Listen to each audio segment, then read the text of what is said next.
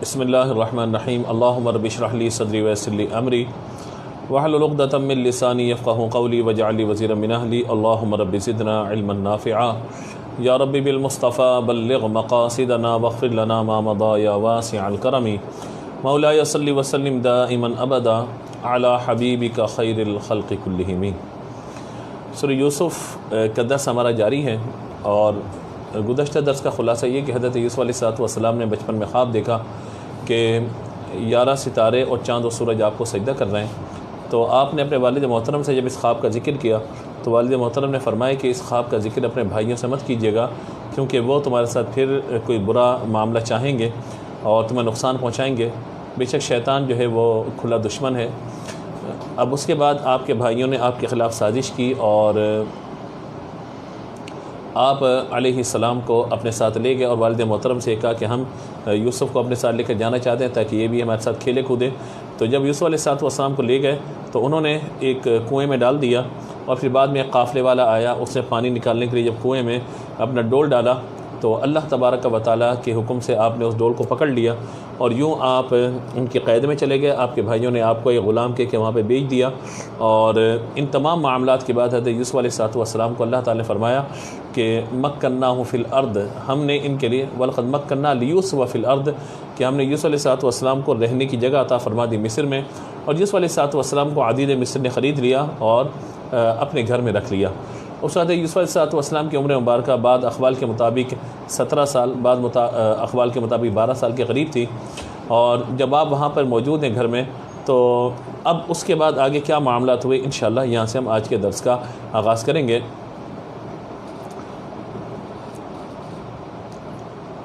حضرت یوسف علیہ السلام جس گھر میں موجود تھے تو اس گھر میں زلیخا نے حضرت یوسف علیہ السلام چونکہ حسین و جمیل تھے تو اس نے حضرت یوسف علیہ السلام کے ساتھ برائی کا ارادہ چاہا، اور قرآن پاک نے بیان فرمایا وَلَقَدْ هَمَّ بِهَا لَوْلَا أَن رَأَىٰ بُرْهَانَ رَبِّهِ كَذَٰلِكَ لِنَصْرِفَ عَنْهُ السُّوءَ وَالْفَحْشَاءَ إِنَّهُ مِنْ عِبَادِنَا الْمُخْلَصِينَ۔ اور بے شک عورت نے یوسف کا ارادہ کیا، اگر وہ اپنے رب کی دلیل نہ دیکھتا تو وہ بھی عورت کا ارادہ کر لیتا۔ ہم نے اسی طرح کیا تاکہ اس سے برائی اور بے حیائی کی باتوں کو دور کر دیں، عن السوء والفحشاء إِنَّهُ مِنْ عِبَادِنَا الْمُخْلَصِينَ۔ کیوں دور کر دیں؟ کیونکہ یوسف ہمارے چنیدہ بندوں میں ہے، مخلص بندوں میں ہے، چنے ہوئے بندوں میں ہے۔ تو حضرت یوسف علیہ السلام کو اللہ تبارک و تعالیٰ نے اس برائی سے محفوظ رکھا، کیونکہ انبیاء کرام علیہم السلام ہر طرح کے فاسد ارادوں سے محفوظ ہوتے ہیں، اور وہ کسی بھی قسم کی خرابیوں میں اخلاق کے اعتبار سے ہو یا اعمال کے اعتبار سے ہو اس طرح کا کوئی معاملہ نہیں کرتے۔ ایک روایت یہ بھی ہے کہ جس وقت زلیخا نے یوسف علیہ السلام کے ساتھ گناہ کا ارادہ کیا تو اس وقت آپ نے اپنے والد ماجد حضرت یعقوب علیہ السلام کو دیکھا کہ وہ اپنی انگلی اپنے دانت کے نیچے دبا کر بچنے کا ارادہ فرما رہے، جیسے ہوتا ہے نا یہ جو اشارہ ہوتا ہے باوقات کہ بچانا، تو اس وقت حضرت یوسف علیہ السلام نے حضرت یعقوب علیہ السلام کو دیکھا۔ لیکن یہ ایک بات سمجھنے والی ہے کہ ان آیت میں ایک واقعہ بیان کیا گیا، ذکر کیا گیا اس واقعے کا، ٹھیک ہے بالکل قرآن پاک ہے تو اس لیے ہم بیان بھی کر دیتے ہیں، لیکن اس واقعے کو حضرت یوسف نے کیا کیا، پھر زلیخا نے کیا، اچھا تو کیا ہو گیا تھا، تبصرے اور یہ جو ساری چیزیں ہیں نا یہ پھر انسان کے ایمان کے بربادی کا سبب بن سکتی ہیں۔ تو حضرت یوسف علیہ السلام کو اللہ تبارک و تعالیٰ نے اس سارے معاملے سے محفوظ رکھا اور آپ پاک دامن رہے۔ حضرت سہل بن سعد رضی اللہ تعالیٰ عنہ روایت کرتے ہیں، یعنی پاک دامنی کے فضائل پر ہم کچھ گفتگو کر لیتے ہیں۔ حضور اکرم صلی اللہ تعالیٰ علیہ وآلہ وسلم نے ارشاد فرمایا کہ جو شخص مجھے اپنے جبڑوں اور ٹانگوں کے درمیان والی چیز کی حفاظت یعنی زبان و شرمگاہ کی ضمانت دے کہ اپنی شرمگاہ کو اور اپنی زبان کو کسی غلط کام میں استعمال نہیں کرے گا، میں اسے جنت کی ضمانت دیتا ہوں۔ حضور اکرم صلی اللہ تعالیٰ علیہ وآلہ وسلم نے فرمایا اے قریش کے جوانوں، اپنی شرمگاہوں کی حفاظت کرو اور گناہ نہ کرو، جس نے اپنی شرمگاہ کی حفاظت کی اس کے لیے جنت ہے۔ تیسری روایت میں یہ ہے، یہاں پہ خاص فرمایا کہ عورت جب 5 نمازیں پڑھے، اپنے ماہ رمضان کے روزے رکھے، اپنی عزت کی حفاظت کرے اور اپنے شوہر کی اجازت دروازے سے چاہے۔ اسی طرح حضرت ابو ہریرہ علیہ السلام نے فرمایا جنہیں اللہ تعالیٰ قیامت کے دن اپنے عرش کا سایہ عطا فرمائے گا، جس دن عرش کے سوا کوئی سایہ نہ ہوگا، اور اس دن وہ شخص بھی ہوگا کہ جسے کسی نے برائی کے ارادے سے یعنی عورت نے بلایا اور وہ اللہ تبارک و تعالیٰ کے خوف سے رک گیا اور اللہ تبارک و تعالیٰ کے خوف سے، اللہ کے ڈر سے اس نے اپنے آپ کو پاک باز رکھا تو اللہ تبارک و تعالیٰ اپنی رحمت سے اسے ضرور جنت عطا فرمائے گا۔ آیت نمبر 25 کا مطالعہ کرتے ہیں۔ وَاسْتَبَقَ الْبَابَ وَقَدَّتْ قَمِيصَهُ مِن دُبُرٍ وَأَلْفَ يَا سَيِّدَهَا لَدَى الْبَابِ قَالَتْ مَا جَزَاءُ مَنْ أَرَادَ بِأَهْلِكَ سُوءًا إِلَّا أَنْ يُسْجَنَ وَعَذَابٌ أَلِيمٌ۔ وہ دونوں دروازے کی طرف دوڑے اور عورت نے ان کی قمیص کو پیچھے سے پکڑ لیا جس سے قمیص پھٹ گئی، اور دونوں نے دروازے کے پاس عورت کے شوہر کو پایا تو عورت کہنے لگی قالت ما جزاء من اراد بأهلك سوء، اس شخص کی کیا سزا ہے جس نے آپ کی غیر موجودگی میں آپ کے گھر والے کے ساتھ برائی کا ارادہ کیا۔ اب اس کا کیا یسجن وعذاب الیم، یا تو اسے قید خانے میں ڈالا جائے یا اسے سخت سزا دی جائے۔ جب وہاں سے پلٹے یعنی آپ کو آخری کمرے میں لے جایا گیا تھا اور 7 قفل یعنی 7 دروازے قفل لگا کے تالے لگا کر ان کو پیک کر دیا گیا اور آخری دروازہ بھی لاک کر دیا گیا، اور جب برائی کے ارادے کے علیہ السلام واپس پلٹے بھاگے تو جس دروازے کے سامنے جاتے دروازہ خود ہی کھل جاتا تھا، کھلتا رہتا تھا یہاں تک کہ جب مین دروازے پر پہنچے وہ دروازہ کھلا تو ادھر زلیخا نے پیچھے آپ کے دامن کو پکڑا جس سے پیچھے کرتا جو پھٹ گیا، اور جیسے ہی زلیخا نے دیکھا کہ اس کا شوہر سامنے موجود ہے اس نے فوراً یہ بات کہی کہ اس کی کیا سزا ہے جس نے آپ کی غیر موجودگی میں آپ کی اہلیہ کے ساتھ یہ سارا معاملہ کیا۔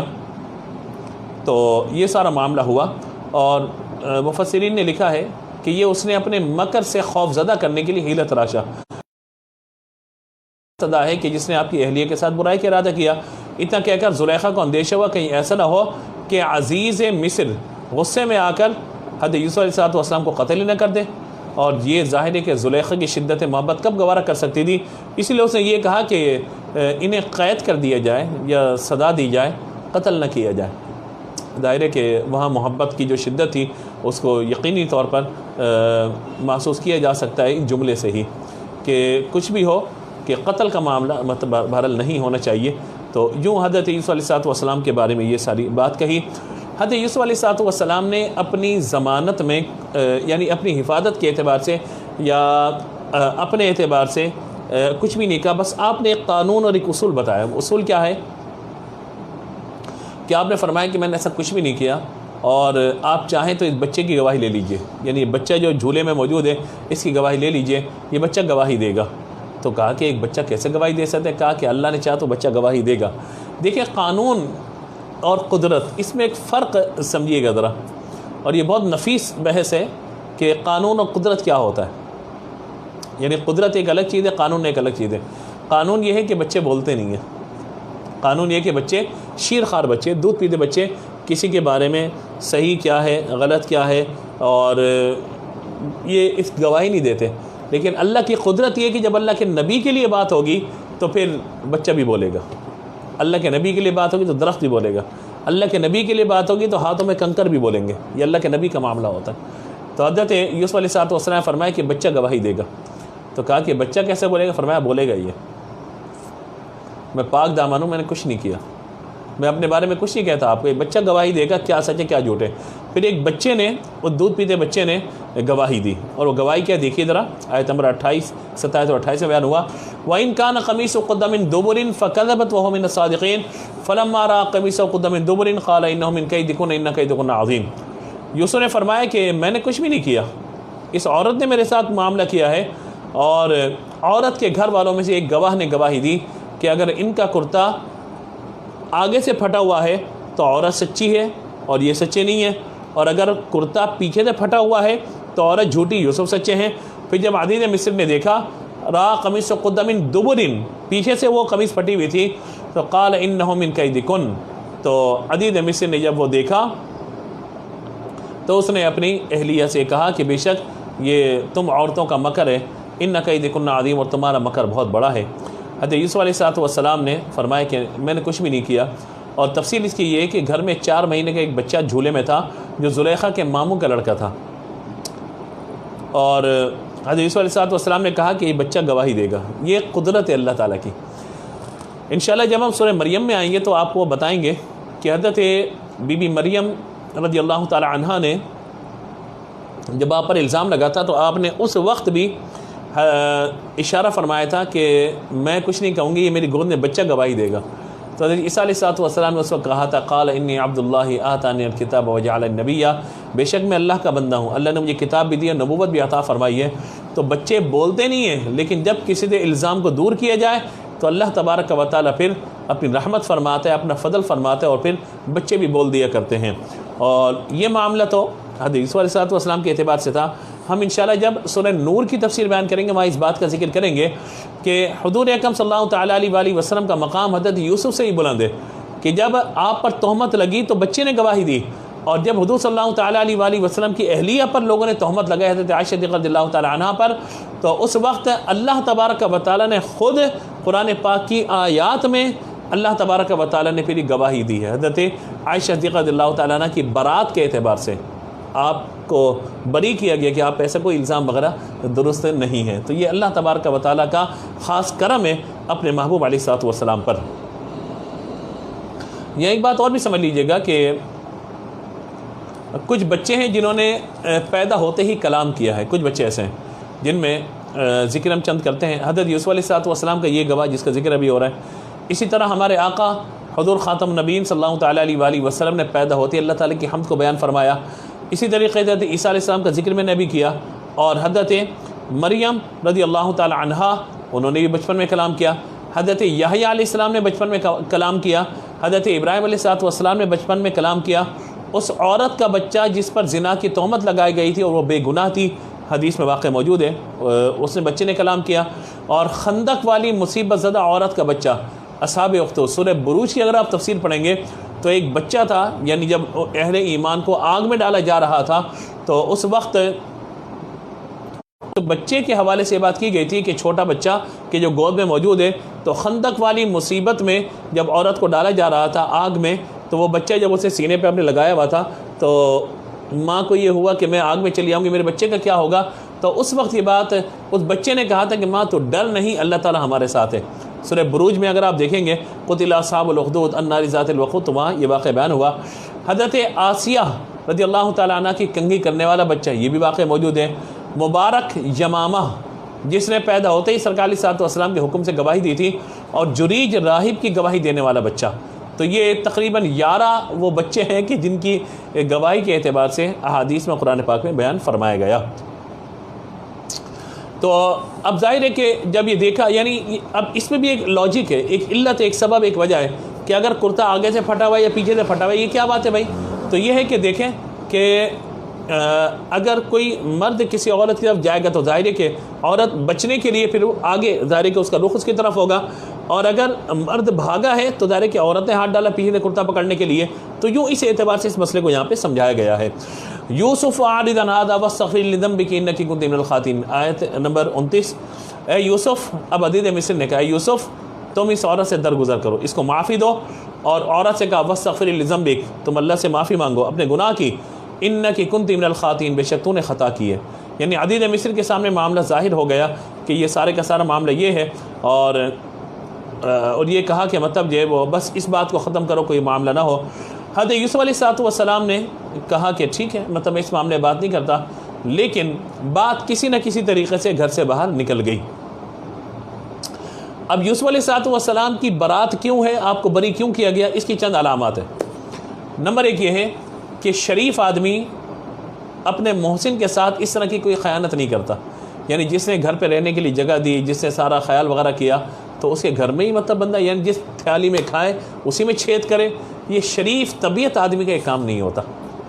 ہاں، جن کی طبیعت میں خباثت ہو پھر ظاہر ہے کہ ان کو روک بھی نہیں سکتا کوئی۔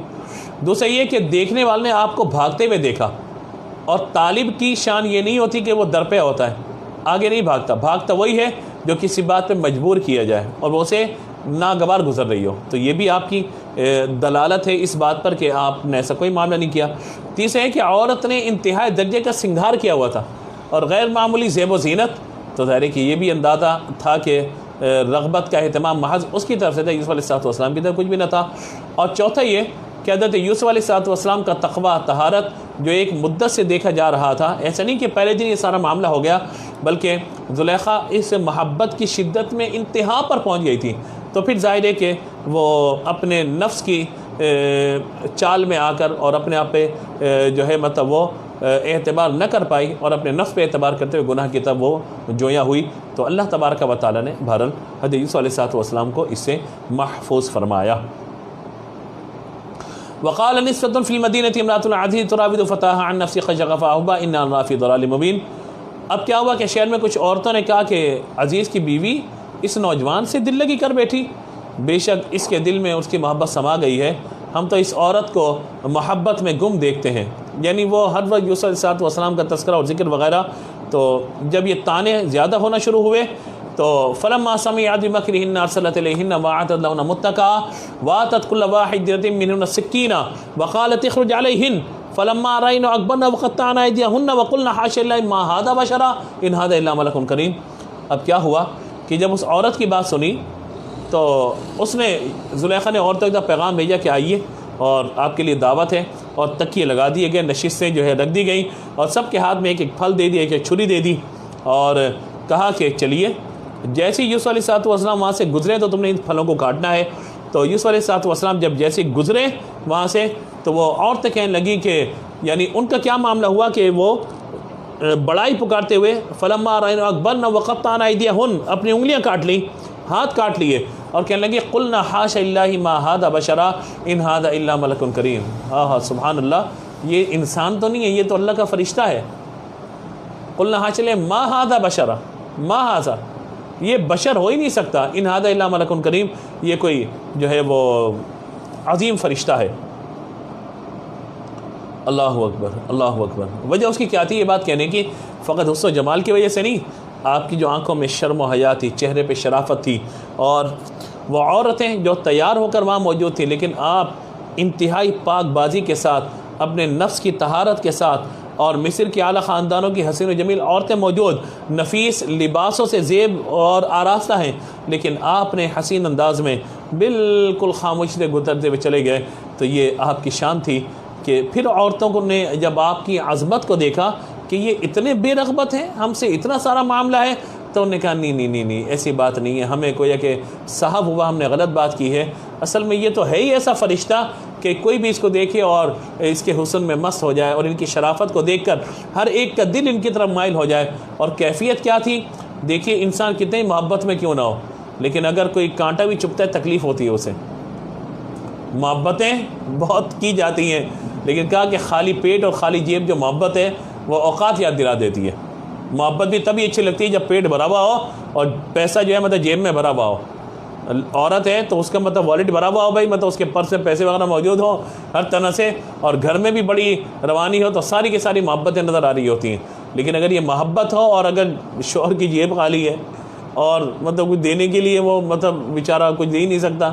اور عورت بھی بالکل یہ کنگلی ہو کر بیٹھی ہوئی ہے، تو کدھر گئی محبت؟ کا محبت گئی تیل لینے کے لیے، تو یعنی پھر محبت ہی نہیں ہوتی پھر تو۔ لیکن یہاں آپ دیکھیے کہتے ہیں یوسف علیہ السلام کا معاملہ، سبحان اللہ، تو یہ سارا معاملہ ہوا۔ اب یہاں پر ایک تھوڑا سا تقابل، حضرت یوسف علیہ السلام کا حسن اور نبی مکرم علیہ السلام کا حسن، تھوڑا سا ایک اشارہ، پھر ہم آگے چلتے ہیں۔ حضرت یوسف علیہ السلام کو حسن کا ایک حصہ عطا کیا گیا، اور ان کا حسن ظاہر تھا، اللہ تعالیٰ نے ان کے حسن کو اپنے جلال کے پردوں میں نہیں چھپایا تھا۔ اسی لیے آپ علیہ السلام کے حسن کا نظارہ کر کے عورتیں فتنے میں مبتلا ہوئیں، جبکہ حبیب پروردگار ہمارے آقا حضور رحمۃ للعالمین صلی اللہ تعالیٰ علیہ وآلہ وسلم کو حسن کا ایک حصہ نہیں، آپ کو کامل حسن عطا فرمایا گیا۔ لیکن اللہ تعالیٰ نے اپنے محبوب کے حسن کو،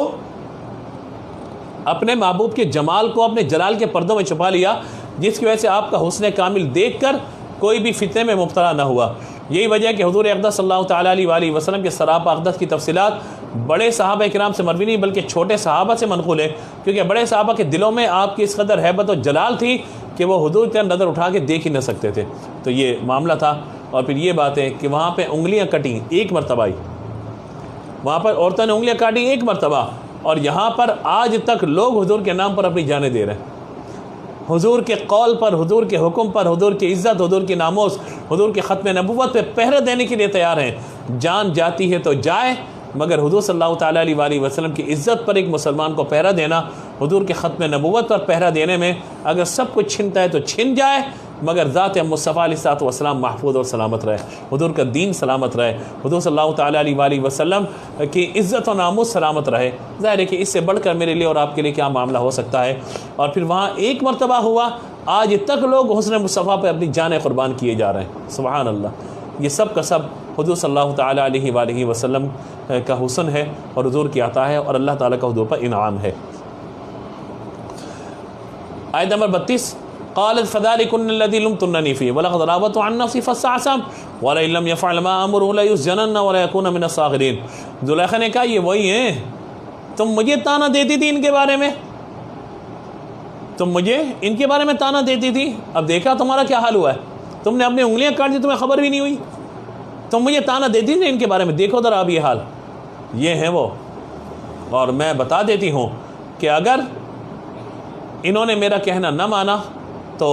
یہ ضرور قید میں جائیں گے اور یہ ذلت اٹھائیں گے۔ تو یہ سارا معاملہ مطلب زلیخا نے ذکر کیا یہاں پر۔ حضرت یوسف علیہ الصلوۃ والسلام نے اللہ کی بارگاہ میں عرض کی، حضرت یوسف علیہ السلام جب یہ سارے معاملات کو دیکھا آپ نے اللہ کی بارگاہ میں عرض کی۔ آیت نمبر جو ہے وہ 34 اور 35 میں آپ کا ذکر کیا گیا، قال رب السجن احب الی مما یدعوننی الیہ والا تصرف عنی کیدہن اصب الیہن واکن من الجاہلین فاستجاب له رب فصرف عنه کیدہن انہ سمیع علیم ثم بدا لهم من بعد ما راوا الآیات لیسجننہ حتی حین۔ آیت نمبر 33، 34 اور 35۔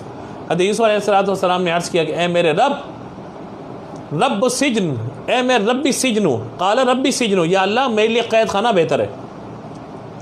الیہ مما یدعوننی الیہ، جس کام کے لیے مجھے بلا رہی ہے اسے تو قید خانہ بہتر ہے، وَإِلَّا تَصْرِفْ عَنِّي كَيْدَهُنَّ أَصْبُ إِلَيْهِنَّ وَأَكُن مِنَ الْجَاهِلِينَ۔ اور اگر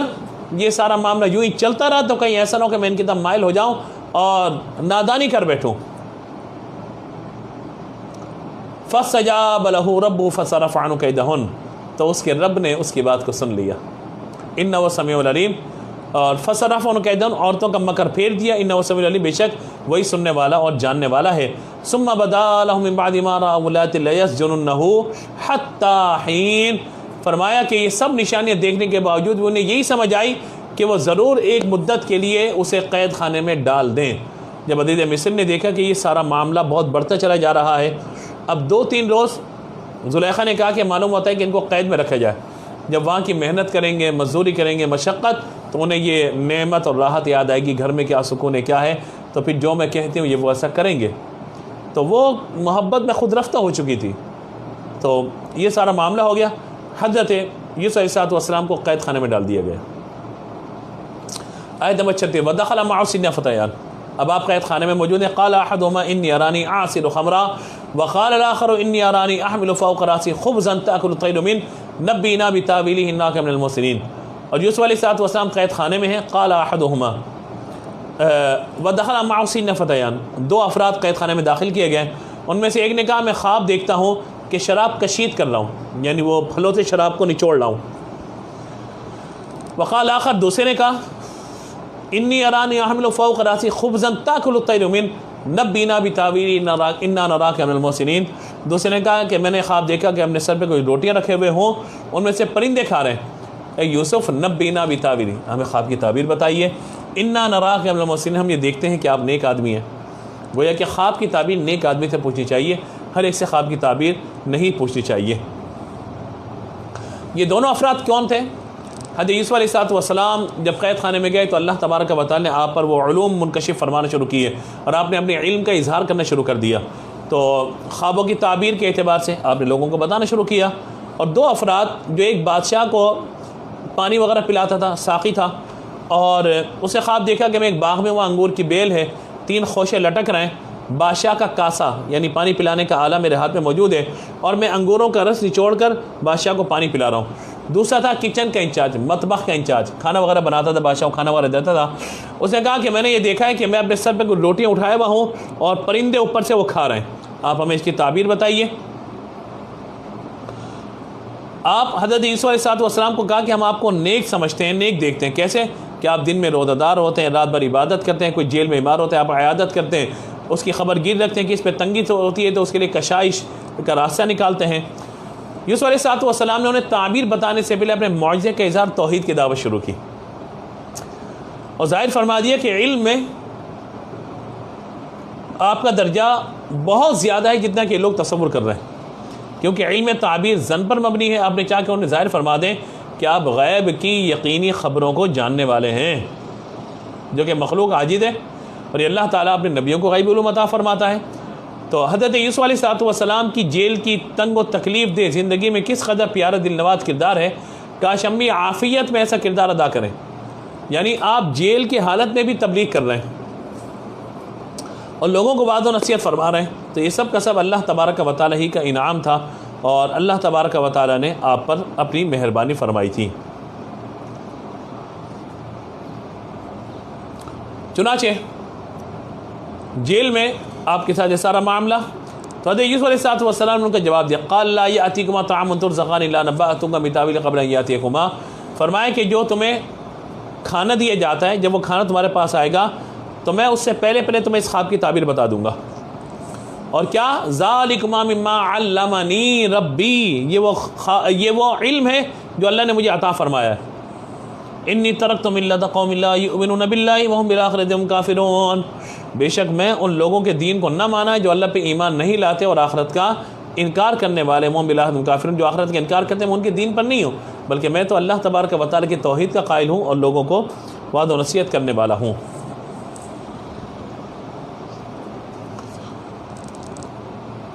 لہٰذا حضرت یوسف علیہ السلام نے یہ بات ان سے بیان فرمائی۔ اب یہاں پر ایک بات اور جو بہت سمجھنے والی ہے، وہ یہ ہے کہ اب خواب کی تعبیر آپ نے بتانی ہے، لیکن اس سے پہلے آپ نے وعظ و نصیحت ان کو فرمائی۔ تو علماء نے لکھا کہ یہ ایک بہت اچھی بات ہے، کوئی شخص کسی مسئلہ اگر پوچھتا ہے تو مسئلہ بتائے، خواب کی تعبیر بتائے، وظیفہ بتائے، سب چیزیں بتائے، مگر کوئی وعظ و نصیحت بھی کرے انہیں، تاکہ اس وعظ و نصیحت کی وجہ سے لوگ نیکی کی طرف آئیں۔ اب آپ نے اپنے خاندان کا اور اپنا تعارف کروایا، وَاتَّبَعْتُ مِلَّةَ آبَائِ إِبْرَاهِيمَ وَإِسْحَاقَ وَيَعْقُوبَ مَا كَانَ لَنَا أَن نُّشْرِكَ بِاللَّهِ مِن شَيْءٍ ذَلِكَ مِن فَضْلِ اللَّهِ عَلَيْنَا وَعَلَى النَّاسِ وَلَٰكِنَّ أَكْثَرَ النَّاسِ لَا يَشْكُرُونَ،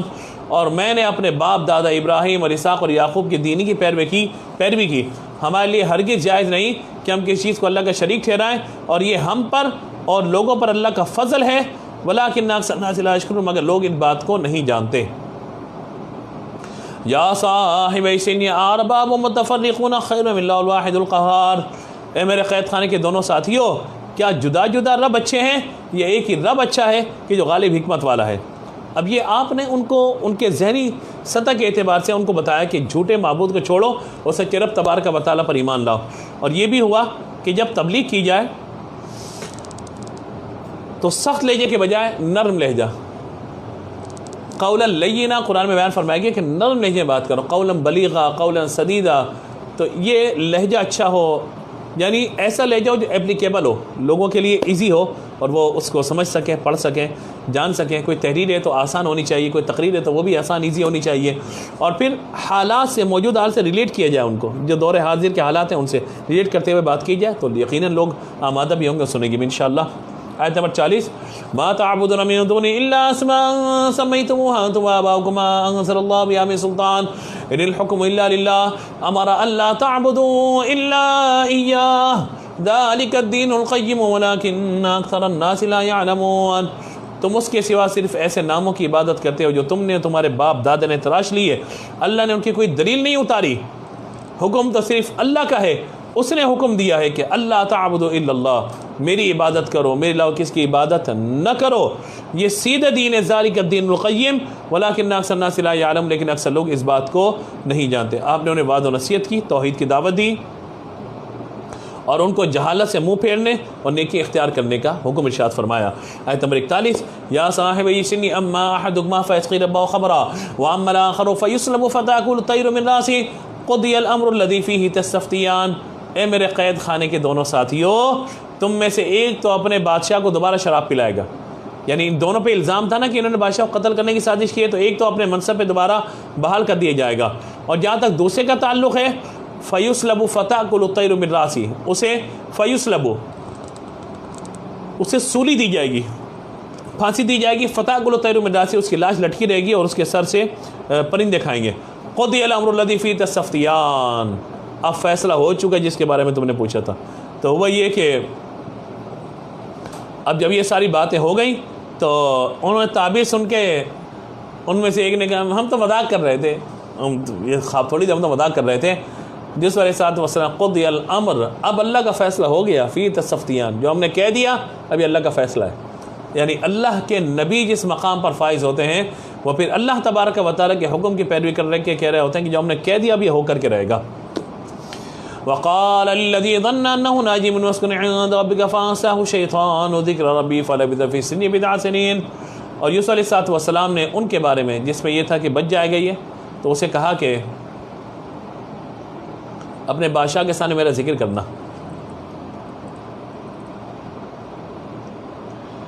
فلبث في السجن بضع سنين، اب ہوا یہ کہ فنسی شیطان نے اسے بلا دیا اور وہ بادشاہ کے سامنے ذکر نہ کر سکا۔ تو اسی طرح یوسف علیہ الصلوۃ والسلام کئی برس پھر جیل میں رہے۔ اکثر مفسرین اس واقعے کے بعد یوسف علیہ الصلوۃ والسلام کے 7 برس قید میں رہنے اور 5 برس پہلے رہ چکنے کے اعتبار سے بیان کرتے ہیں۔ تو یہ ہے معاملہ کہ قید کو ایک زمانے یعنی تقریباً 13 سال بعد نے لکھا، بعد نے 14 سال لکھا کہ آپ قید میں موجود رہے۔ حقیقت حال اللہ تبارک و تعالی جاننے والا ہے۔ 7 برس بعد میں 5 برس پہلے، تو 7 5 12 سال بن جاتے ہیں یہ۔ وقال الملک انی ارى 7 بقرات سمان یاکلن 7 عجاف، اب پہلا خواب یوسف علیہ السلام کا، دوسرا خواب ان دونوں کا، اب تیسرا خواب آ رہا ہے یہاں پہ۔ 7 عجاف و7 سنبلات خضر واخر یابسات یا ایها الملأ افتونی فی رؤیایا ان کنتم للرؤیا تعبرون قالوا اضغاث احلام وما نحن بتاویل الاحلام بعالمین وقال الذی نجا منهما وادکر بعد امتنا انا انبئکم بتاویلہ فارسلون۔ بادشاہ نے کہا کہ میں نے خواب میں 7 موٹی گائیں دیکھی ہیں، 7 دبلی گایوں کو دیکھا کہ جو موٹی گایوں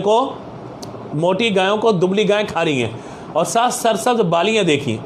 اور 7 خشک بالیاں دیکھی۔ یعنی بالیوں سے مراد گندم جب ہوتا ہے نا، آپ کھیت دیکھیں تو وہ جو شاخیں ان کے اوپر جاری ہوتی ہیں، شوخے کہا جاتا ہے، خوشے جو گندم کے اوپر ہوتے ہیں موجود، تو ان کے بارے میں یہ بات ہو رہی ہے۔ کہا کہ درباریوں اس خواب کی تعبیر مجھے بتاؤ، تو انہوں نے کہا کہ جھوٹے خواب ہیں، ہم ایسے خواب کی تعبیر نہیں جانتے۔ اب ان 2 قیدیوں میں سے جو ایک بچ گیا تھا نا، اسے یاد آیا، کہا کہ ایک تو یوسف ہیں جو اندر جیل میں ہے،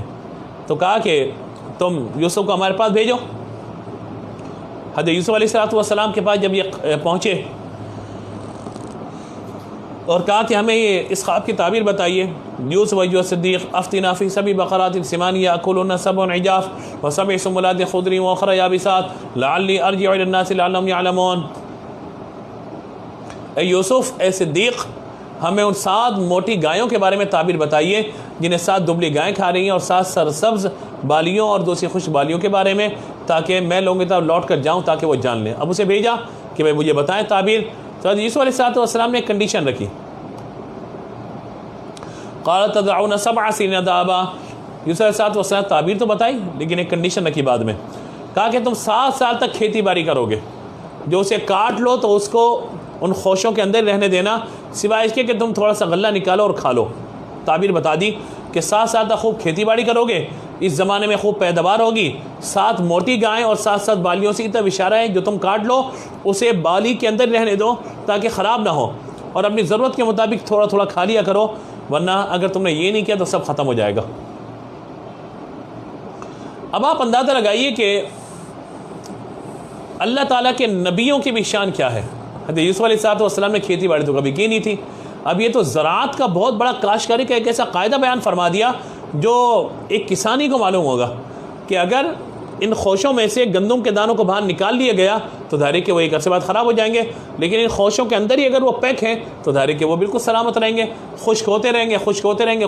گے، خراب نہیں ہوں گے۔ لیکن اگر ان کو اس طریقے سے مسل کے باہر نکال دیا گیا اور اس کا برادہ اڑا دیا گیا اور بالکل صاف کر کے رکھ دیا گیا، تو اب اس کا آٹا پیسیے اور کھائیے یا گندم ابال کے کھائیے، ایسے تو ہم نہیں رکھ سکتے ورنہ خراب ہو جائیں گے۔ تو یہ کاشتکاری کا یہ اتنا بڑا اصول کہ وہ بھوسے کے اندر گندم محفوظ ہے اور باہر نکال لی تو غیر محفوظ ہو جائے گی، یہ اتنا بڑا اصول ہے کہ ظاہر ہے کہ یہ کاشتکاری جانتا ہے، کسان جانتا ہے، لیکن اللہ تعالیٰ نے یوسف علیہ السلام کو یہ فن عطا فرما دیا تھا اور غلے کی تقسیم کا بہترین نظام بھی عطا فرما دیا تھا۔ اور پھر حضرت یوسف علیہ السلام نے اسی شخص کو پیغام دیا، کہا کہ بادشاہ مصر کو کہنا کہ یہ خزانے نہ میرے حوالے کر دو، پھر میں تمام دنیا میں غلے کی تقسیم کا بہترین انتظام بنا کر دوں گا۔ اس سے معلوم ہوا کہ نبی سلطنت کرنا بغیر سیکھے ہوئے جانتے ہیں، ان کا علم صرف شرعی مسائل نہیں بلکہ ہم یوں کہہ سکتے ہیں کہ امور سلطنت چلانا یہ بھی دین میں داخل ہے۔ میرے آقا صلی اللہ تعالیٰ علیہ وآلہ وسلم نے جو ریاست مدینہ کا قیام فرمایا، کیا حضور پہلے ایک بادشاہ رہے؟ کیا حضور کے خاندان میں کوئی شہنشاہ رہے، کوئی سلطنت کے مطلب وہ شہنشاہ بادشاہ رہے؟ لیکن جب حضور اکرم صلی اللہ تعالیٰ علیہ وآلہ وسلم ریاست مدینہ کا قیام فرمایا تو رسول اللہ صلی اللہ تعالیٰ علیہ وآلہ وسلم جان گئے کہ مجھے چلانا کس طریقے سے۔ امیر کو غریب کے ساتھ، یعنی وہ جو بھائی چارہ قائم حضور نے قائم فرمایا، اخوت و بھائی چارہ حضور نے قائم فرمایا، یہ سب کیا تھا؟ حضور اکرم صلی اللہ تعالیٰ علیہ وآلہ وسلم اطراف میں معاہدے فرمائے، پھر صلح حدیبیہ فرمایا، پھر فتح مکہ، پھر خطوط روانہ فرمانا، پھر جنگوں میں کوشش کرنا کہ نقصان کم سے کم ہو، اسلحے کی تیاری کر کے رکھنا، اور مسلمانوں کو تبلیغ کے لیے دنیا بھر میں بھیجنا، اور پھر اس کے بعد نظام صدیق اکبر رضی اللہ تعالیٰ، پھر حضرت عمر فاروق اعظم، سبحان اللہ، آپ کا کام تو اتنا عظیم الشان ہو گیا کہ آپ کے ہوتے ہوئے کئی لاکھ مربع میل پر مسلمان پہنچے۔ یہ سب کیا تھا؟ یہ اللہ تبارک و تعالیٰ کیا ہے۔ تو ریاست مدینہ بن سکتی ہے، ریاست مدینہ کا نظام ہو سکتا ہے، بشرط یہ کہ ان اصول و ضوابط کو سامنے رکھا جائے۔ ریاست مدینہ اعلان سے نہیں بنتی بلکہ کام کرنے سے بنتی ہے۔ آیت نمبر 48 اور 49، ثم یاتی من بعد ذلک سبع شداد یأکلن ما قدمت لهن الا قلیلا ما تحصنون ثم یاتی من بعد ذلک عام فیہ یغاث الناس وفیہ یعصرون۔ پھر اس کے بعد 7 برس والی انتہائی سخت آئیں گے جو اس غلے کو کھا جائیں گے جو تم نے ان سالوں کے لیے جمع کر کے رکھا ہوا ہے، مگر تھوڑا سا بچ جائے گا جو تم بچا لو گے۔ پھر ان 7 سالوں بعد ایک سال ایسا آگا جس میں لوگوں کو ایسی باری دی جائے گی کہ اس میں رس نہیں چھوڑیں گے۔ تو حفاظتی تدابیر اختیار کرنا، یہ سب کا سب جو ہے وہ بیان فرمایا گیا۔ اب یہ توکل کے کوئی خلاف نہیں ہے، کل کے لیے انتظام کرنا یہ توکل کے کوئی خلاف نہیں ہے، یعنی نان نفقہ اپنے گھر والوں کے لیے رکھنا، 1 مہینے کا 2 مہینے کا اناج، اس میں مطلب جو ہے وہ کوئی معاملہ نہیں، کوئی پریشانی بات نہیں ہے۔ رسول اللہ صلی اللہ تعالیٰ علیہ وآلہ وسلم نے فرمایا کہ آدمی کے گناہ گار ہونے کے لیے یہ بات کافی ہے۔ اب سوچیے گا گناہ گار کہ اس کی جس کی قوت یعنی جس کا نفقہ اس کے ذمہ اسے ضائع کر دے، چھوڑ دے اسے۔ حضور اکرم صلی اللہ تعالیٰ علیہ وآلہ وسلم کی شان تو خیر الگ ہے، لیکن ہمیں چاہیے کہ ہم اپنے اہل و عیال کے اسے مہینے کا راشن لیا جاتا ہے اور دیگر مواقع پر اپنے گھر والوں کے انتظام کیا جاتا ہے، تو بالکل اس میں کیا جانا چاہیے۔ آیت نمبر 50، وقال الملك ائتوني به فلما جاءه الرسول قال ارجع الى ربك فاسأله ما بال النسوة اللاتي قطعن ايديهن ان ربي بكيدهن عليم۔ بادشاہ نے حکم دیا کہ اچھا یہ بات ہے، یوسف کو میرے پاس لے کر آؤ۔ جب ان کے بعد جا رسول قال ارجع الى ربك، قاصد آیا تو اور فرمایا کہ لوٹ جاؤ تم بادشاہ کی طرف اور ان سے پوچھو بال النسوات اللاتي قطعن ايديهن، ان عورتوں کا کیا حال ہے جنہوں نے اپنے ہاتھ کاٹے تھے۔ ان ربی بکیدہن علیم، بے شک اللہ تبارک و تعالی ان کا فریب جانتا ہے۔ یعنی حضرت یوسف علیہ السلام جب خواب کی تعبیر بتا دی اور جب آپ کو کہا بادشاہ نے کہ آپ میرے پاس آپ آئیے، اچھی خواب کی تعبیر آپ نے بتائی ہے تو لہذا آپ میرے پاس آئیے، تو حضرت یوسف علیہ السلام نے فرمایا کہ نہیں، میں ایسے نہیں جاؤں گا، اتنی لمبی قید میں نے کاٹی ہے، مجھ پر الزام لگا اتنا بڑا، اور اگر میں اب باہر نکل آؤں گا تو یہ کہا جائے گا کہ بادشاہ نے باہر نکال دیا، الزام تو میرے ساتھ رہ جائے گا نا۔ فرمایا کہ جائیں ان عورتوں سے پوچھیں کیا میں گناہ گار تھا یا وہ گناہ گار ہیں، جب تک میں کلیئر نہیں ہوں گا باہر نہیں آؤں گا۔ یہ ہوتی ہے زبردست قسم کی لیڈرشپ، سبحان اللہ۔ آیت نمبر 51 میں دیکھیے، قال ما خطبكن اذ راوتن يوسف عن نفسه قلنا حاشا لله ما علمنا عليه من سوء قالت امرأة العزيز الآن حسس الحق أنا راودته عن نفسه وإنه لمن الصادقين۔ بادشاہ نے کہا اے عورتوں بتاؤ تمہارا کیا معاملہ ہے، کیا تم نے یوسف کے ساتھ برائی کی یا معاملہ کیا ہے؟ تو کہنے لگی کہ اللہ تعالیٰ کو پاکی ہے، ہم نے تو ان میں کوئی برائی بھی نہیں دیکھی۔ عزیز کی عورت نے بولا اب اصل بات کھل گئی ہے، تو حقیقت یہ کہ انا راودتہ عن نفسی، میں نے برائی کا ارادہ کیا تھا، انہ لمن الصادقین، وہ تو سچے ہیں، وہ تو معصوم ہیں، ان کا تو کوئی معاملہ نہیں ہے، بے شک وہ سچے ہیں۔ اور اصل بات ظاہر ہو گئی اور سارا معاملہ ہو گیا، تو حضرت یوسف علیہ السلام کو پھر قید سے باہر نکالا گیا۔ یہاں پر ایک مسئلہ سمجھ لیجئے گا، یاد ہے کہ اس آیت میں حضرت زلیخا رضی اللہ تعالی عنہا کی توبہ کا اعلان اللہ نے فرما دیا، کیونکہ انہوں نے اپنے قصور کا اعتراف کر لیا، اور قصور کا اقرار یہ توبہ ہے۔ لہذا اب جو ذکر کیا حضرت زلیخا رضی اللہ تعالی عنہ کا برے الفاظ سے، تو یہ اچھی بات نہیں ہے، کیونکہ یاد رکھیے گا کہ وہ حضرت یوسف علیہ السلام کی صحابیہ بن گئی تھی اور آپ کے نکاح میں بھی آ گئی تھی، اور اللہ تبارک و تعالی نے ان کے قصور کا ذکر فرما کر غضب ظاہر نہ فرمایا۔ جب توبہ کر چکی تو توبہ کرنے والا گناہگار بالکل بے گناہ کی طرح ہو جاتا ہے۔ تو یہ یاد رکھیے گا، برے انداز سے ذکر نہیں کرنا، کیونکہ پھر بعد میں نبی کی زوجہ بھی بن گئی اور نبی کی صحابیہ بھی بن گئی۔ 12ویں پارے کی آخری آیت اور اس سورت کی آیت نمبر 52، ذَلِكَ لِيَعْلَمَ أَنِّي لَمْ أَخُنْ بِالْغَيْبِ وَأَنَّ اللَّهَ لَا يَهْدِي كَيْدَ الْخَائِنِينَ۔ اب یوسف علیہ السلام نے یہ معاملہ کیوں کیا تھا؟ کہا کہ یہ معاملہ میں نے اس لیے کیا تاکہ عزیز کو لیعلم، وہ جان لے کہ اخن بالغیب، میں نے اس کی غیر موجودگی میں اس کی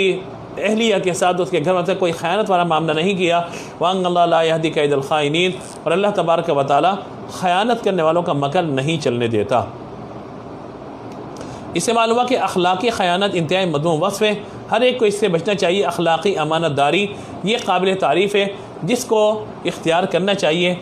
آنکھ کو محفوظ رکھے، زبان کو محفوظ رکھے، دل کی کیفیات کو محفوظ رکھے، اور اللہ تبارک و تعالی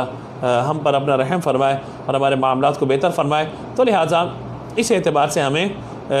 ہر طرح کے معاملات میں حفاظت کرنی چاہیے اپنے اخلاق کی، اپنے کردار کی، تاکہ کسی بھی قسم کا کوئی معاملہ نہ ہو۔ اب اس آیت کا مطالعہ کرتے ہیں، پھر درس آج کا ہمارا مکمل ہوتا ہے۔ کل پھر یوسف علیہ السلام نے مسند پر آ کر کیا کیا کام کیا، اس کو انشاءاللہ ہم ڈسکس کریں گے۔ یہ 13ویں پارے کی پہلی آیت، اس سورت کی آیت نمبر 53، وَمَا أُبَرِّئُ نَفْسِي إِنَّ النَّفْسَ لَأَمَّارَةٌ بِالسُّوءِ إِلَّا مَا رَحِمَ رَبِّي إِنَّ رَبِّي غَفُورٌ رَحِيمٌ، اور میں اپنے نفس کو بے قصور نہیں مانتا، یعنی بے قصور نہیں بتاتا، بے شک نفس تو برائی کا بڑا حکم دینے والا ہے، مگر جس پر میرا رب رحم کرے، بے شک میرا رب ہی بخشنے والا اور مہربان ہے۔ لہٰذا اب یہ سارا معاملہ بالکل جو ہے وہ ظاہر ہو جاتا ہے کہ حضرت یوسف علیہ السلام کو اللہ تبارک و تعالی نے کیسے انعامات سے نوازا اور کیسے معاملات آپ کو عطا فرمائے۔ تو لہٰذا ہمیں غور کرنے کی ضرورت ہے کہ ہم کیا کریں اور ہمیں کیا کرنا چاہیے۔ آپ نے بادشاہ کو کہا، اب جب وقال ملک ائتونی بی استخلص الذی فلما کلمہ قال انک اليوم لدینا مکین امین، بادشاہ نے کہا انہیں میرے پاس لے کر آؤ، میں انہیں اپنے لیے منتخب کروں۔ پھر جب بادشاہ نے یوسف سے بات کی تو کہا بے شک آج سے آپ ہمارے یہاں لدینا مکین امین، ہمارے یہاں آپ معزز بھی ہیں اور امانت دار بھی ہیں۔ لہذا بہترین جماعت، سواریاں، شاہانہ لباس، اور آپ کو تعظیم و تکریم کے ساتھ لایا گیا، اور آپ جب قید خانے سے باہر تشریف لائے تو یہ بلا کا گھر، زندوں کی قبر، دشمنوں کی بدگوئی اور سچوں کا امتحان کی جگہ ہے۔ پھر آپ نے غسل فرمایا، پوشاک پہنی، ایوان شاہی پر روانہ ہوئے تو دروازے پہ لکھا ہوا تھا میرا رب مجھے کافی ہے کہ جس سے مجھے پناہ دی، کہ اس کی پناہ بڑی، اس کی ثنا برتر، اس کے سوا کوئی معبود نہیں ہے۔ پھر آپ قلعے میں داخل ہوئے تو ہر طرف لکھا ہوا تھا، اور آپ نے فرمایا یا رب میں تیرے فضل سے بادشاہ کی بھلائی طلب کرتا ہوں اور اس کی اور دوستوں کی برائی سے تیری پناہ چاہتا ہوں۔ جب بادشاہ کے پاس پہنچے تو یہ دعا کی کہ یہ میرے چچا یہ کون سی زبان ہے؟ آپ علیہ السلام نے فرمایا، اور جب بادشاہ سے نظر ملی تو آپ نے عربی میں سلام فرمایا۔ بادشاہ نے پوچھا کون سی زبان ہے؟ کہا کہ حضرت اسماعیل علیہ السلام کی زبان ہے۔ پھر یوسف علیہ السلام نے بادشاہ کے سامنے عبرانی زبان میں دعا کی تو اس نے پوچھا یہ کون سی زبان ہے؟ فرمایا یہ میرے والد محترم کی زبان ہے۔ بادشاہ یہ زبان نہ سمجھ سکا، نہ کہ وہ 70 زبانیں جانتا تھا۔ پھر اس نے جس زبان سے یعنی وہ گفتگو کی، جو ان کی زبان تھی اس وقت کی، اس میں گفتگو کی، یوسف علیہ السلام نے اسی زبان میں جواب دیا۔ اس وقت آپ کی عمر 30 برس کی تھی۔ اس عمر میں ایسی علم کی وسعت دیکھ کے بادشاہ حیران ہوا، اور جب بادشاہ نے خود خواب پوچھے اور آپ نے اس کی تعبیر اپنی زبان سے ارشاد فرمائی تو اور وہ تفصیل سنا دی، حالانکہ خواب کی تفصیل پہلے بیان نہیں کی تھی آپ نے، لیکن یہاں سارے کا سارا معاملہ بیان فرما دیا، اور فرمایا کہ آپ علیہ السلام نے تو جیسے میں نے خواب دیکھا بالکل ویسے بیان فرما دیا۔ خواب کا عجیب ہونا اپنی جگہ، لیکن آپ کا اس طرح بیان فرمانا بہت تعجب خیز ہے۔ کہنے لگا اب لازم ہے کہ دنیا اس سے بھی عجیب تیر چیز ہے۔ حضرت عیسیٰ علیہ السلام نے خواب کی تعبیر ارشاد فرمایا کہ غلے جمع کیے جائیں، یعنی اب پلاننگ میں غلے جمع کیے جائیں اور ان فراخی کے 7 سالوں میں کثرت سے کاشتکاری کروائی جائے۔ اور غلے بالیوں کے ساتھ محفوظ کر دیے جائیں اور رعایا کی پیداوار سے خمس لیے جائے اور اسے جو جمع ہو وہ مصر اس کے اطراف کے باشندوں کے لیے کافی ہوگا۔ پھر خلق خدا ہر طرف سے تیرے پاس خلا خریدنے کے لیے آئے گی، تیرے پاس اتنے خزانے مال جمع ہو جائیں گے جو تجھ سے پہلے لوگوں کے پاس جمع نہ ہوئے ہوں گے۔ بادشاہ نے کہا یہ انتظام کون کرے گا؟ حضرت یوسف علیہ السلام نے فرمایا قال اجعلنی علی خزائن الارض انی حفیظ علیم، کہا کہ مجھے زمین کے خزانوں پر مقرر کر دو، بے شک میں علم والا بھی ہوں اور حفاظت والا بھی ہوں۔ چنانچہ بادشاہ نے حضرت یوسف علیہ السلام کے مطالبے کو منظور کر لیا اور آپ کو پھر سلطنت اور بادشاہت عطا فرما دی گئی۔ لہذا اگر کوئی شخص کسی منصب کا اہل ہے تو اس منصب کے لیے جو ہے وہ عہدہ قبول کر سکتا ہے اور عہدے کی پیشکش بھی کر سکتا ہے کہ میں اس عہدے کے لیے اہل ہوں، لہذا مجھے موقع دیجیے تاکہ میں اپنے کام کو کر سکوں۔ تو یوں سارا معاملہ آج کی آخری آیت مبارکہ وَكَذَلِكَ مَكَّنَّا لِيُوسُفَ فِي الْأَرْضِ يَتَبَوَّأُ مِنْهَا حَيْثُ يَشَاءُ نُصِيبُ بِرَحْمَتِنَا مَن نَّشَاءُ وَلَا نُضِيعُ أَجْرَ الْمُحْسِنِينَ، اور ایسے ہی ہم نے یوسف کو زمین میں اقتدار عطا فرمایا، اس میں جہاں جی چاہے رہائش اختیار کرے، ہم جسے چاہتے ہیں اپنی رحمت سے پہنچا دیتے ہیں اور ہم نیکوں کا اجر ضائع نہیں فرماتے۔ حضرت یوسف علیہ السلام کو بلا کر آپ کی تاج پوشی کی گئی، تلوار و مہر آپ کے سامنے پیش کی گئی، آپ کو جواہرات لگے ہوئے سونے کے تخت پر بٹھایا گیا، اپنا ملک بادشاہ نے آپ کے حوالے کر دیا، قطفیر یعنی عدید مصر کو معزول کر کے آپ علیہ السلام کو اس کی جگہ اس کا والی بنا، یعنی اس پورے ملک کا والی بنا دیا، تمام خزانے آپ کے حوالے کر دیے، امور سلطنت آپ کو دے دیے گئے اور خود آپ کا فرما بردار ہو گیا اور آپ کی رائے میں کوئی دخل نہ دیتا تھا، وہ آپ کا ہر حکم مانتا تھا۔ اسی زمانے میں عدید مصر کا جب انتقال ہوا تو بادشاہ نے زلیخا کا نکاح حضرت یوسف علیہ السلام کے ساتھ کر دیا۔ جب حضرت یوسف علیہ السلام زلیخا کے پاس پہنچے تو اس سے فرمایا کیا یہ اس سے بہتر نہیں جو تو چاہتی تھی؟ نکاح کے بغیر یہ معاملہ، اب نکاح کے ساتھ یہ معاملہ ہو گیا، یہ بہتر نہیں ہے؟ زلیخا نے عرض کیا اے صدیق، اے سچے، اے یوسف، اے پیارے، آپ مہربانی کیجیے، اب تانا تو مت دیجیے مجھے، اب نہ کہیے نا، میں خوبرو تھی، جوان تھی، عیش میں تھی اور عدید مصر عورتوں سے کوئی سروکاری نہ رکھتا تھا اور اللہ نے آپ کو ایسا حسن و جمال دیا تھا، بس میرا دل اختیار سے باہر ہو گیا اور اللہ تعالی نے آپ کو معصوم بنایا، محفوظ کیا، تو بس یہ سارے کا سارا معاملہ ہے۔ اور کہا جاتا ہے کہ عدید مصر عورت کے قابل نہ تھا، لہذا حضرت یوسف علیہ السلام نے زلیخا کو کنواری پایا اور اس سے یہ زلیخا سے اللہ تبارک و تعالی نے آپ کو 2 بیٹے بھی عطا فرمائے۔ جو مصر میں آپ کی حکومت قائم ہوئی، آپ نے عدل قائم فرمایا، ہر مرد و عورت کے دل میں آپ کی محبت پیدا ہو گئی، قحط ساری کے دلوں میں غلے کو آپ نے جمع کیا اور بڑے بڑے گودام بنایا، پلاننگ کی آپ نے، سب جگہ جمع کرتے رہے اور یہاں تک کہ قحط کی ابتدا کا جب وقت آیا تو بادشاہ نے بھوک کی شکایت کیا، فرمایا یہ قحط کی ابتدا کا وقت ہے، پہلے سال میں لوگوں کے پاس جو ذخیرے تھے سب ختم ہو گئے، بازار خالی رہ گئے۔ اہل مصر حضرت یوسف علیہ السلام کے پاس آئے اور اپنے درہم و دینار کے بدلے غلے خریدنے لگے، یہ ان کے تمام درہم و دینار یوسف علیہ السلام کے پاس آ گئے۔ دوسرے سال زیور اور جواہرات کے بدلے غلے کی خریداری کی، یہ ان کے تمام زیور جواہرات یوسف علیہ السلام کے پاس آ گئے۔ اور اس کے بعد تیسرے سال چوپائے اور جانور دیے، چوتھے سال انہوں نے اپنے غلام اور باندیاں آپ کو دے دیے، 5 سال اپنے تمام عملہ اور جاگیریں فروخت کر دیں اور گروی رکھوا دی، آپ کے حوالے کر دی۔ اور پھر حضرت یوسف علیہ السلام کے پاس جب کوئی چیز باقی نہ ہوئی تو انہوں نے اپنی اولادوں کو آپ کے حوالے کر دیا اور غلہ خریدا، اور جب 7واں سال آیا تو سب کے سب خود بک گئے، یوسف علیہ السلام کے غلام بن گئے۔ اسی طرح حضرت یوسف علیہ السلام جب بادشاہ بنے تو ان 7 سالوں میں مصر کا کوئی مرد کوئی عورت آزاد نہ تھا کہ جو یوسف علیہ السلام کا غلام نہ ہو، اور وہ حضرت یوسف علیہ السلام کا غلام تھا، جو عورت تھی وہ آپ کی کنیز، یعنی تم مرد آپ کے غلام اور عورتیں آپ کی کنیز۔ اور اس وقت تمام لوگوں کی زبان پہ یہ تھا کہ حضرت یوسف علیہ السلام کو اللہ نے جو عظمت اور جلالت اور بادشاہت دی ہے، فرمایا کہ یہ کسی کو اللہ تعالیٰ نے عطا نہیں فرمائی۔ اور یوسف علیہ السلام نے بادشاہ سے فرمایا تم دیکھتے ہو اللہ نے مجھ پر کیسے مہربانی فرمائی، کیسا احسان فرمایا، اب ان لوگوں کے بارے میں تمہاری کیا رائے ہے جو ہمارے تابع ہیں؟ تو کہا کہ ہم اور سب آپ کے تابع، آپ جو چاہے کیجئے۔ تو بادشاہ نے یہ سارا معاملہ سننے کے بعد کہا کہ آپ کو جو کرنا ہے کیجئے۔ فرمایا کہ میں اللہ کو گواہ کرتا ہوں، میں تم کو گواہ کرتا ہوں، میں نے تمام اہل مصر کو آزاد کیا، ان کے اولادوں کو آزاد کیا، ان کے مالوں نے واپس کیے، ان کے جانوروں نے واپس کیے، ان کی جاگیریں واپس کی، اور یہ سارے کے سارے معاملات ان سب کے حوالے میں نے کر دیے، یعنی سب ان کو واپس دے دیے۔ یہ کرم کی انتہا اور مہربانی کی انتہا، یہ سارے کا سارا معاملہ۔ اور اتنے عظیم خزانوں کے مالک ہو کر کہا جاتا ہے یوسف علیہ السلام نے ان 7 سالوں میں کبھی پیٹ بھر کے کھانا نہیں کھایا تھا۔ سبحان اللہ، سبحان اللہ۔ کسی نے کہا تھا کہ آپ کیوں بھوکے رہتے ہیں؟ فرمایا کہ میں اس لیے بھوکا رہتا ہوں کہ ایسا نہ ہو کہ میں سیر ہو کر پیٹ بھر کر جب کھاؤں تو میں بھوکوں کو بھول جاؤں۔ سبحان اللہ، کیا پاکیزہ اخلاق ہے۔ مصر کے تمام مرد و عورت حضرت یوسف علیہ السلام کے خریدے ہوئے غلام اور کنیزیں بنانے میں اللہ کی حکمت یہ تھی کہ کسی کو یہ کہنے کا موقع نہ ملے کہ یوسف علیہ السلام غلام کی شان میں یہاں پر آئے تھے اور مصر کے ایک شخص کے خریدے ہوئے ہیں، بلکہ سب مصری ان کے خریدے اور آزاد کیے غلام ہو گئے۔ اور یہ حضرت یوسف علیہ السلام کو اللہ نے جزا عطا فرمایا، اور اس کے ساتھ میں ذکر فرمایا گیا وَلَأَجْرُ الْآخِرَةِ خَيْرٌ لِّلَّذِينَ آمَنُوا وَكَانُوا يَتَّقُونَ، بے شک آخرت کا ثواب ان کے لیے بہتر ہے جو ایمان لائے اور نیک کام کیے۔ تو یہ سب کا سب اللہ تبارک و تعالی نے آپ کو عطا فرمایا۔ مزید آگے کیا ہوا کل انشاءاللہ اس کو کنٹینیو کریں گے۔ گفتگو میں غلطی ہوئی جو اللہ کی بارگاہ میں توبہ کرتے ہیں، معافی مانگتے ہیں۔ استغفر اللہ ربی من کل ذنب واتوب الیہ، آمین، وآخر دعوانا الحمد للہ رب العالمین۔